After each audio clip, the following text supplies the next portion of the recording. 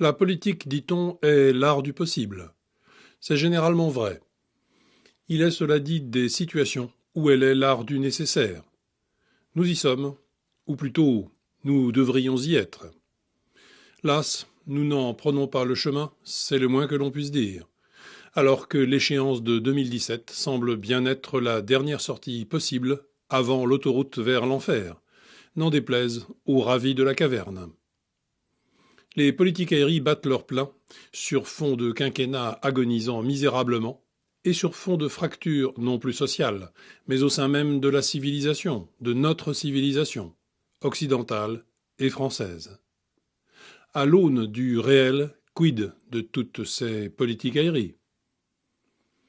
Le rapport gauche-droite, qui reste électoralement pertinent, s'est établi autour de 35-65, voire 40-60, 40 pour la gauche, 60 pour la droite. La gauche très divisée, idéologiquement exsangue et pavlovienne, est à son étiage le plus bas possible. La droite est tout aussi divisée, et pas seulement en deux blocs sensiblement équivalents et hermétiquement fermés l'un à l'autre, autrement dit entre le FN et les autres, tous les autres, sachant que, au sein de ces autres, les vieilles familles, c'est-à-dire bonapartistes, légitimistes, orléanistes, pour reprendre une célèbre distinction, ou tout autre que l'on voudra, ces familles ne savent plus où elles habitent.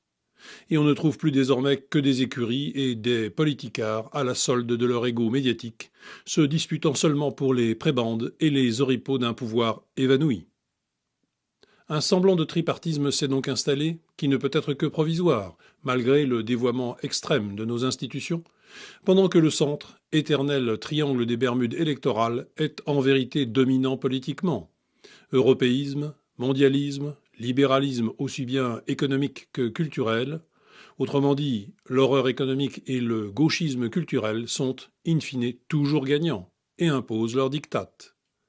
Ils l'imposaient de façon soft, tant que la propagande réussissait à faire croire au progrès et au sens univoque de l'histoire qu'il impliquait, ils l'imposeront de façon nettement plus trash et autoritaire s'il le faut, et il va le falloir, car les peuples commencent à comprendre qu'ils sont les dindons de la farce, que les miettes qu'ils récoltent de moins en moins ne sont pas le fruit d'une exploitation, mais bien pire, ceux d'une entreprise génocidaire à leur endroit. Or, approuver le monde comme il va pour le plus grand profit des pires parvenus et des plus vulgaires que la Terre ait jamais portés, passe encore. Mais approuver son suicide en sus, c'est plus difficile, malgré la déculturation et l'abrutissement général. Un reste de sens vital persiste toujours, qui regimbe de plus en plus. Un réflexe de survie trouve encore à s'exprimer ici et là. Et dans ce décor, le réel ne peut aucunement se retrouver. Et même le système médiatico-spectaculaire le plus puissant jamais forgé à ce jour n'arrive plus à le domestiquer, serait-ce seulement en apparence. Pour le dire autrement, tout cela ne tient pas debout. Ou encore, tout cela va très mal finir. À droite, c'est le conflit émergent entre une droite classique, très ancienne, et une droite moderne, oublieuse de la première, qui est refoulée à toute force dans l'impensé, pour reprendre en partie l'analyse du très intéressant dernier livre de Buisson. À gauche, c'est grosso modo le contraire, avec une gauche classique, enivrée d'idéologie et de constructivisme, qui refuse l'évidence. Elle ne sert que de décor à la gauche moderne, celle qui, comme la droite, ne pense qu'en gestionnaire. Pire encore, son libertarisme mélangiste et internationaliste est le plus parfait idiot utile que le système a jamais connu. Seul le curseur de la redistribution et de l'étatisme clientéliste distingue un peu ces deux frères jumeaux, avec quelques autres babioles. C'est pourquoi les deux se croient naturellement portés à un tropisme centriste, mais le centre n'est pas la position médiane du curseur. Il est le paravent de la pure et simple soumission au totalitarisme technico-marchand et à son universalisme mortifère, soumission à l'avènement de l'instrumentalisation intégrale de la vie humaine. Pour tous, c'est la politique qui a disparu au profit de la course au job. Le réel cogne donc, et de plus en plus fort. Si l'on regarde les choses au jour le jour, Madame Le Pen et son collectif sur les banlieues ont rendu leur copie avant-hier. Le FN tente de convaincre la banlieue pour 2017, entend-on dire. C'est parfaitement inutile électoralement et c'est désastreux politiquement.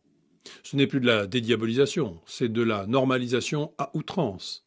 Et c'est du déni, le pire de tous, celui de sa raison même d'être, et c'est une insulte à ce que souffrent nos compatriotes légitimes. On note au passage que Marion n'est pas dans l'organigramme de la campagne pour 2017 et qu'elle se trouve à Moscou au moment du dévoilement des éléments de celle-ci, dont un nouveau logo qui laisse pantois. Marine fait dans la rose, mais bleue. Une rose bleue, ça n'existe pas, voilà qui aurait dû alarmer les communicants, mais c'est ce qu'ils ont trouvé de mieux pour dire leur et droite et gauche, surtout la gauche. Dommage, car le slogan déjà connu, au nom du peuple, est bien meilleur que ce visuel qui fait tout retomber dans la tambouille philippotesque. Tout cela est navrant. Tambours et trompettes médiatiques, Macron, aux surprises, déboule dans le jeu.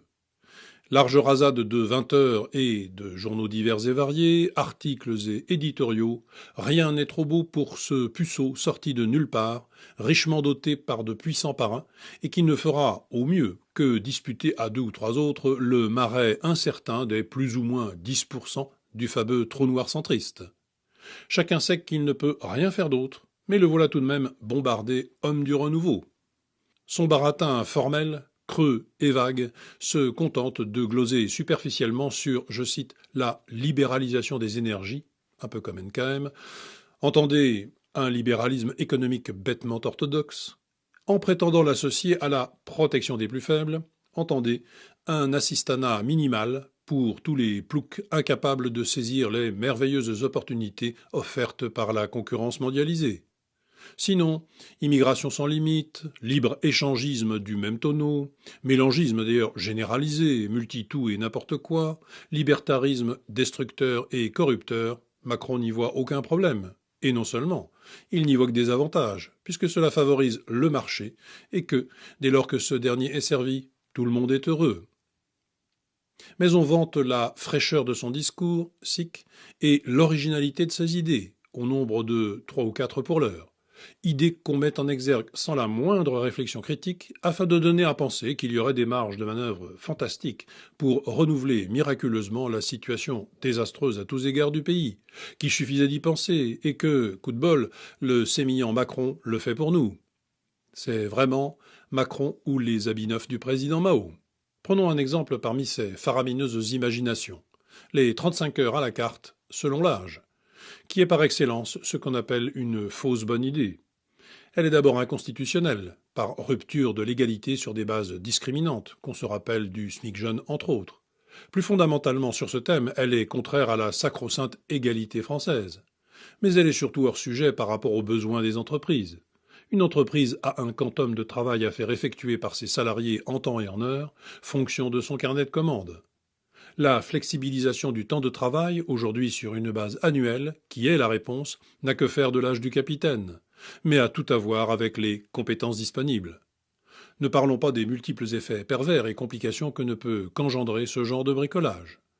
Macron, ou quand le libéral libéralise comme un énarque. Tout est à l'avenant. Mais peu importe le fond. Ce qui compte, c'est de faire croire que d'un coup de baguette magique, le jeune Macron va balayer tout ce qui fait que le pays sombre. Macron, c'est nouveau, ça vient de sortir, ça lave plus blanc que blanc, c'est à la mode, c'est génial, c'est jeune, c'est branché, c'est trop bien. Un autre libéral qui ne pense qu'en termes de gestion financière et sociale, qui ne voit rien d'autre ou presque dans ce qui doit être pris à bras-le-corps de toute urgence pour la sauvegarde du pays, c'est Fillon. Certes, il peut, peut-être, in extremis, nous débarrasser du body-menteur odieux qu'est Sarkozy, puis ensuite peut-être de l'infatué des 70s, j'ai nommé Juppé, ce dont on lui saurait gré incontestablement. Par contre-coup, cela pourrait, autre bénéfice, nous éviter un Hollande de nouveau sur les rangs. Non que celui-ci ait l'ombre d'une chance de faire autre chose que de se cracher lamentablement, mais pour économiser un peu de notre honte, mise à rude épreuve depuis plus de 4 ans par cet avorton aussi pitoyable que nocif. Mais pour le reste, Fillon, comme les autres, est totalement à côté de la plaque. Il n'a aucune idée de ce qui se passe, ou ne veut pas en avoir. Comme syndic de faillite, il est sans doute celui qui peut le moins mal assurer. Mais pour redresser le pays, on repassera. On ne voit personne, en vérité, qui monte à l'assaut de notre naufrage, qui parie sur ce qu'il nous reste de force, qui affronte à la racine nos problèmes, qui soit capable d'assumer notre redressement. Nous risquons de rater la dernière sortie avant l'autoroute, et même, à ce tarif-là, de faire une belle embardée avant même de l'avoir dépassée. Alors, à quoi bon s'agiter, n'est-ce pas? Mieux vaut se persuader que tout cela ne peut que très bien se finir.